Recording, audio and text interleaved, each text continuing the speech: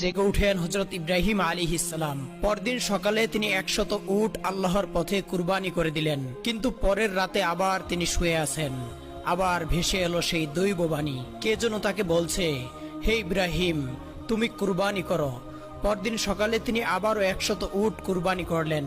তবুও মনে হলো আল্লাহ রাব্বুল আলামিনের দরবারে তার এই কুরবানি কবুল হয়নি। তৃতীয় রাতে আবার শুয়ে আছেন তিনি।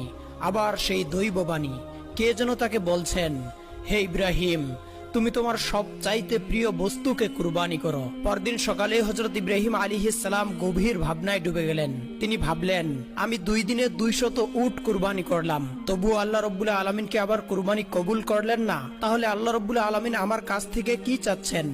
অনেক ভেবেচিন্তে তিনি দেখতে পেলেন আল্লাহ রাব্বুল আলামিন তাকে স্বপ্নে বলেছেন, তোমার জীবনের সবচেয়ে প্রিয় বস্তুকে কুরবানি করো। আর তার জীবনের সবচেয়ে প্রিয় বস্তু ছিল তার সন্তান হযরত ইসমাইল আলাইহিস সালাম।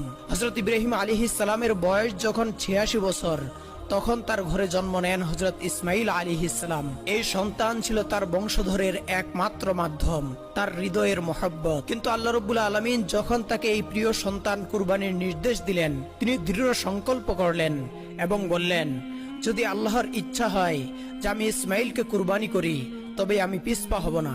আল্লাহর মহব্বতের পথে পৃথিবীর কোনো কিছুই আমার জন্য বাধা হতে পারবে না। তিনি তার একমাত্র পুত্র ইসমাইলকে ডেকে বললেন, হে বৎস, তুমি গোসল করো, সুন্দর পোশাক পরে প্রস্তুত হয়ে যাও, আমি তোমাকে একটি দাওয়াতে নিয়ে যাব।